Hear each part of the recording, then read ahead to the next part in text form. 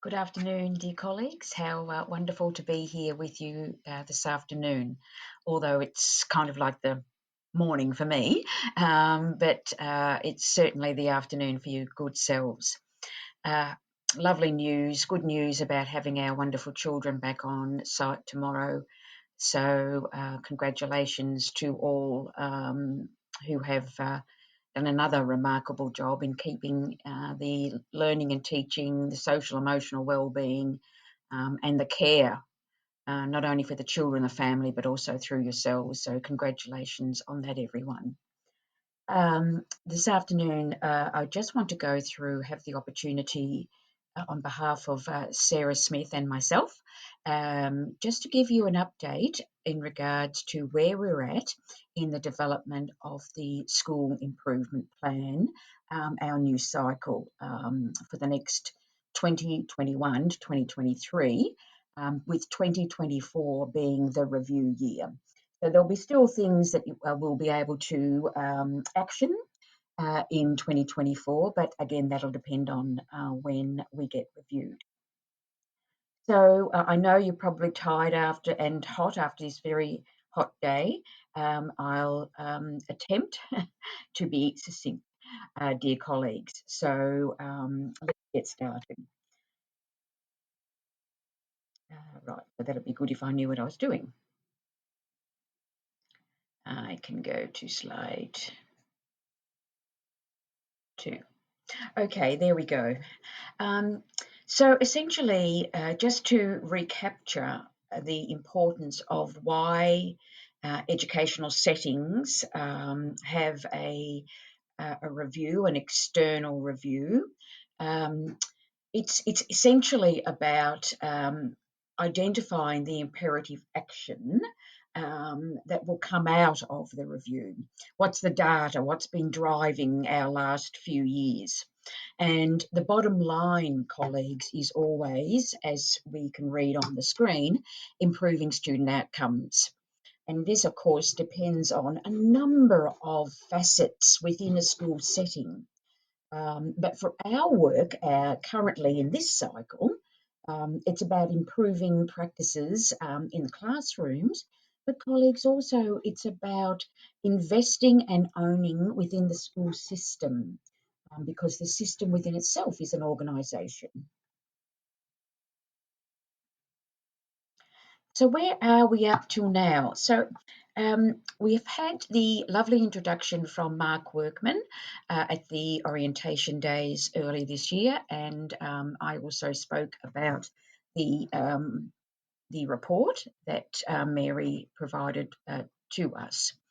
Since then, we've had two members of the staff from Max, Mark Workman and Schnez, who I also worked with at Mary Mead, would you believe? So it was good to catch up with Schnez. And what they're doing in cultivating and creating the new school improvement plan, the whole template, colleagues, I don't know whether you're going to be jumping up and down with excitement about this, but we certainly were, I was. The template has changed from the last 25 years or so, and it's far more explicit, it's less cumbersome, there's less aims that we have to do and meet. Targets will be integrated within the learning and the teaching in the different spheres as well. So it's definitely a lot better. So what we're doing, what we did on that day where we workshopped with Mark and Schnez, we looked for key priorities. Again, I was interested to find out that terminology has changed as well. So I'm sort of coming to terms with all the new terminology, but it's a really good move forward. And as we know with current research and literature, these are the terminologies or the terms that are identified across schools these days. Um, Key priorities, and we look for 3. Isn't that good? As opposed to looking for 5 or 6 or more than that or less than that per sphere. So if I can start by saying that the 3 key priorities and then the indicators, well, certainly the key priorities actually interweave across all of the spheres now. So we need to be looking and identifying what those priorities are and where can we tackle them across all the spheres. Now, what we're going to be doing, dear colleagues, of course, is connecting the ARMS process, the annual review process. We want to make it, I love that word, organic. We want to make it a living experience. Gone are the days, well, certainly at St. Patrick's, because we are fantastic, where we just have an experience of an annual review at the end of the year, where certainly it does not provide that rich opportunity for continued growth in your career across the AITSL standards. And I'm really thrilled that Michael, in his wisdom in regards to professional learning, as a principal, sees certainly the importance of growth for your good selves in your careers. So I've just popped up this little slide for you to see about when you are starting to look at your setting the goals for your good selves for the processes that we have developing this year and for the next 3 years for school improvement and professional learning. Let's just have a quick look at what these mean. Why should I set some goals? I've never been a goal person. I mean, I have, but I haven't. I kind of think, oh, my intentions. You might sit well with that. Essentially, it's the aim, what it is that you're going to invest in to continually improve your practices. Now, it needs to create a shared view of your development needs and aspirations. I love that word. And that's what we're looking at, aspiring to be, what can I do next in regards to my career development based on the AITSL standards. Now, importantly, colleagues, I want to share this with you. It ensures that your contributions, this is where we see St. Patrick's as an organisation, that your contributions and development within your own personal and professional career are in line with the St. Patrick's strategic intent. Aha, a new terminology. Let's think of it as the overarching or umbrella strategic idea, plan, possibilities that will cover us for the next 3 years or so in the school improvement plan. Oh, I can do that now. Dear colleagues, just give you a moment or two to read this excerpt from the AITSL standard. I think it reads well.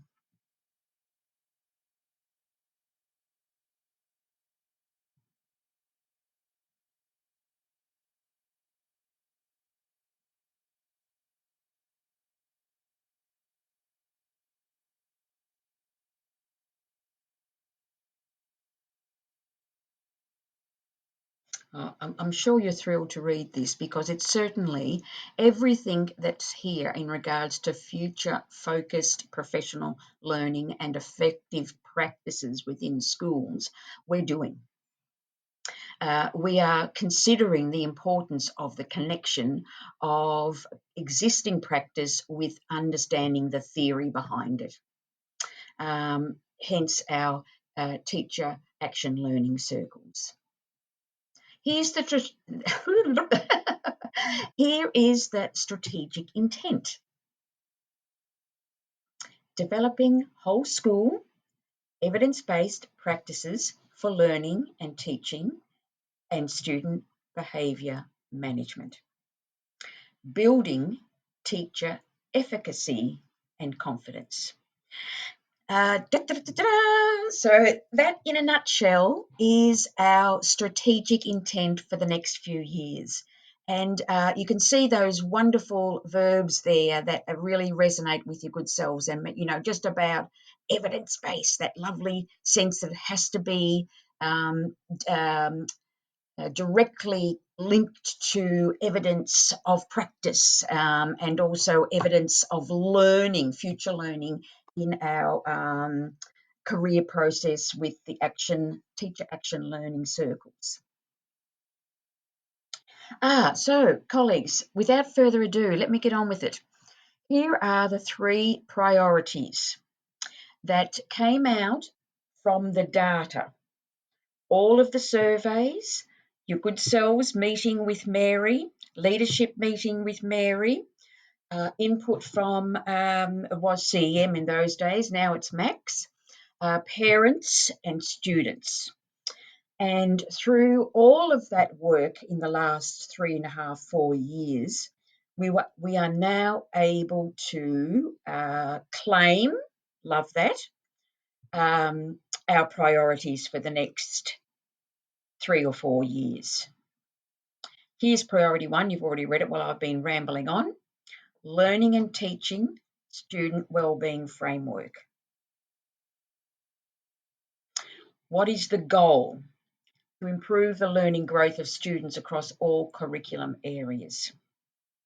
So you can automatically see, there is a real link in this cycle between the two as important spheres that essentially determine our practices and determine greater student outcomes. Learning and teaching, student wellbeing. When we talk about a framework, it's basically we're like architects, if you like. That's what just came to my head then. Architects designing and creating a framework that fits for us at St Patrick's. Now, Sarah and I, along with the leadership team, we'll be able to explore more of this with you as we go further. Priority 2, behaviour management. What is the goal? I don't know whether I can move myself. Can I move myself? Oh, I can. There we go. I'll go up there. To improve behaviour management processes in the school, improve the behaviour of students, and support their learning growth. Now, I'm absolutely thrilled that this has become a priority because we're really at the cusp of great things in regards to identifying the tier 1, 2 and 3 behaviours, the work that Cassie and Natalie and the learning and teaching team, Shelley and Laura and Jess constantly do to embrace and improve that connection so our children can improve in their learning outcomes. Oops, what's going on now? Oh, I can't do that. Let me go here. And our third priority is student engagement in learning.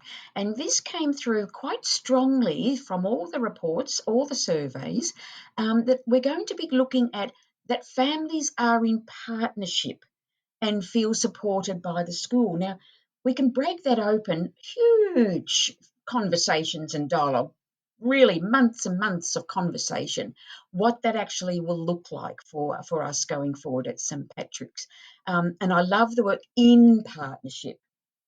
So, you automatically come to the point where you think, well, in partnership kind of like means in action, working alongside each other.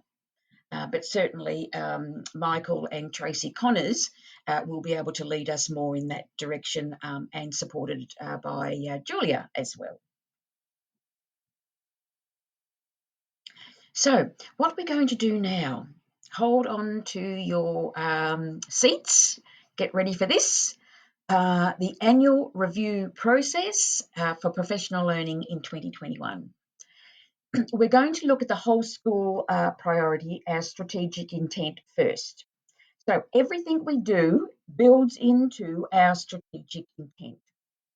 As a school, as a whole school priority, as we know, that consistent whole school ownership is required at this time. And our focus will be on priority 2. What will that look like? Here's just an overview of the EITSL Learning Performance and Development Cycle. We're heading into this now, colleagues, so we're used to that here, learning walks, peer observations and feedback. We've had conversations around how to improve practice. We've had leadership companions working with you. The leaders of the learning and teaching team are popping in now and seeing the great work you're doing. We're going to be working on the classroom practicum that, Shelley and having a moment. Sorry, Jess. We did the HALT program. So there's all encompassing at St. Patrick's. Now, essentially, here is in a concept map or a diagram our process for the next, this year definitely, and moving forward. So it's an overview of the St. Patrick's Kilmore Professional Learning Performance and Development Cycle. What sits at the core? Our professional learning. From there, we're engaging and exploring the concepts of teacher action learning circles, leadership companion observation and feedback. In there becomes the HALT program as well.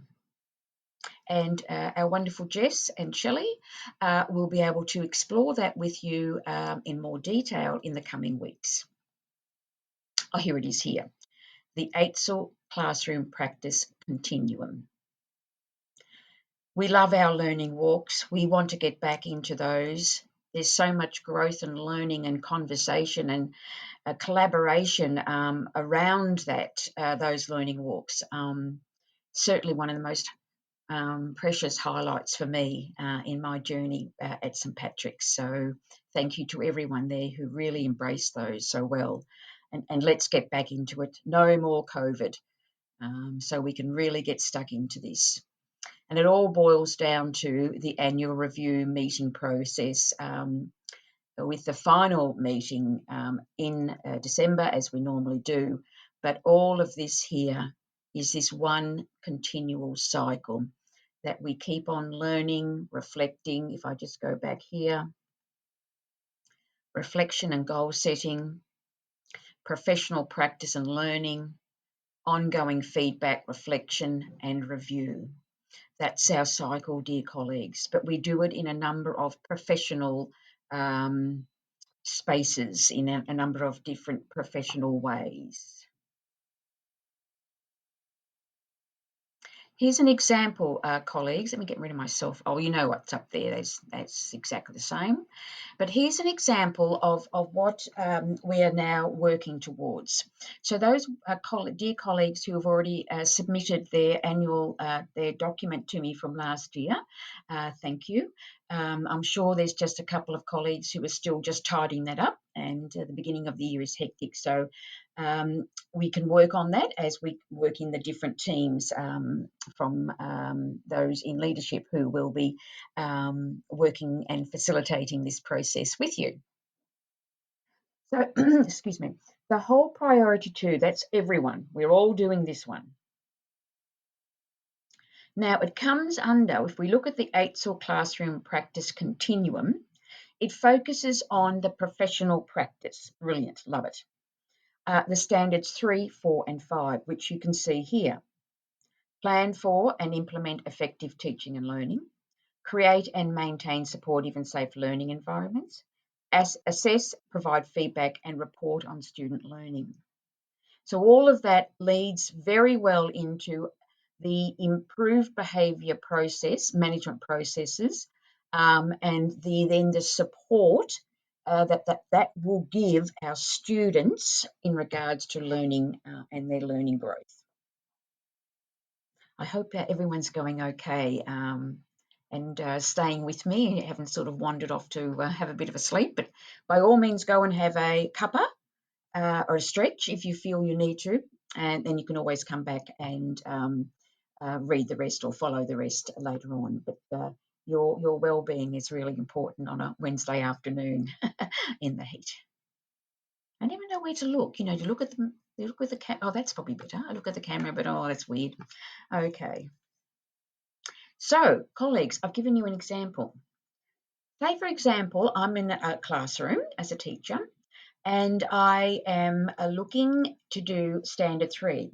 Now, all colleagues, specialists, our wonderful specialists, and our classroom teachers will be focusing on Standard 3 in Term 2.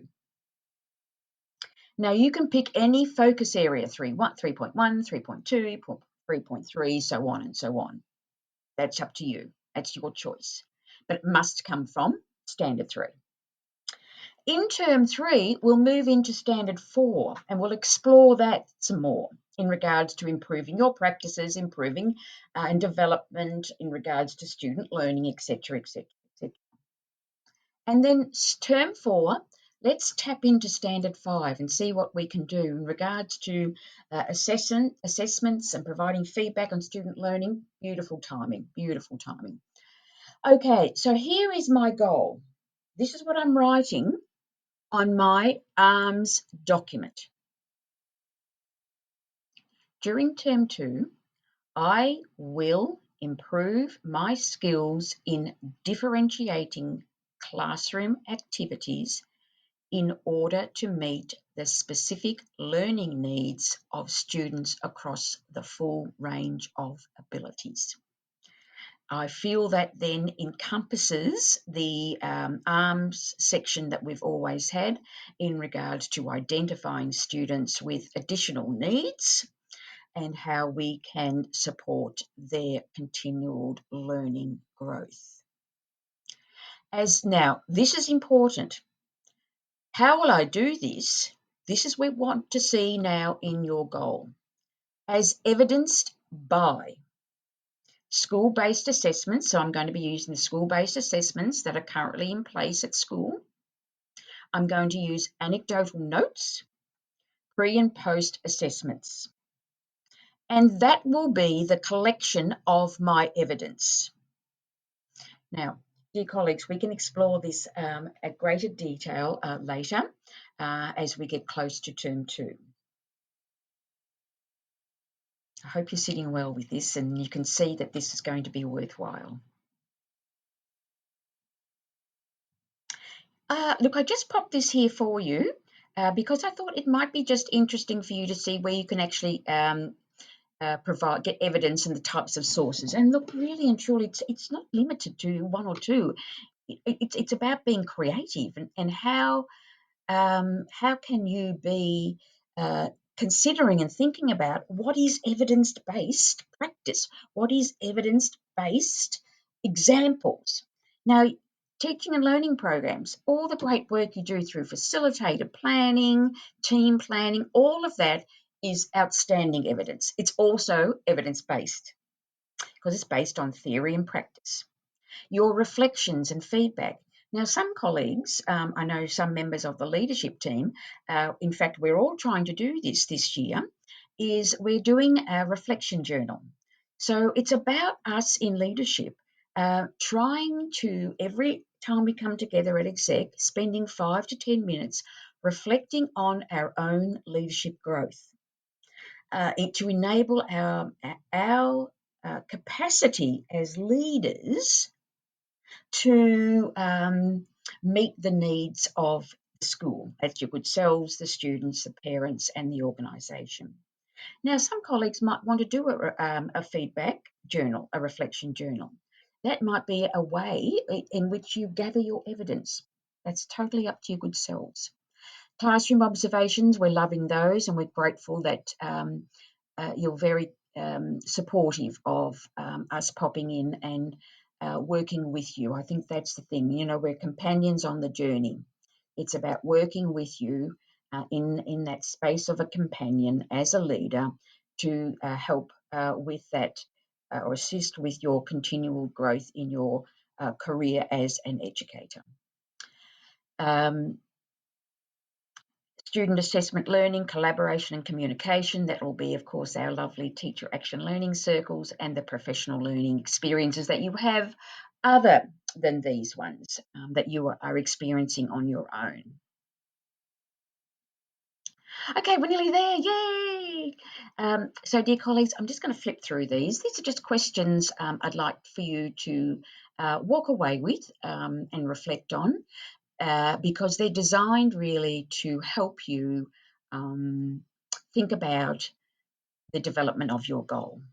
Now, if you're thinking, oh my goodness me, do I have to have that ready by next week?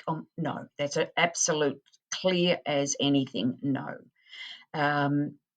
Let me work with the executive team and also the learning and teaching team and student wellbeing team to work out an appropriate time to start considering when we might be able to have that goal ready. Personally, I'm thinking we don't need it till the end of the term because we'll be starting in term 2. But you could still have conversations with each other. I'd love to hear your thoughts. Send me your emails. Robin, I'm thinking about this. What do you think? Love it.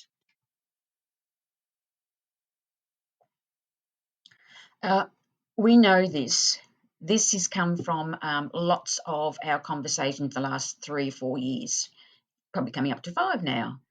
You know, we have high expectations of ourselves, of each other as colleagues, high expectations of the leadership team, that we are fulfilling our roles in providing the resources, the equipment, the support, the assistance, the facilitation, the guidance that you need.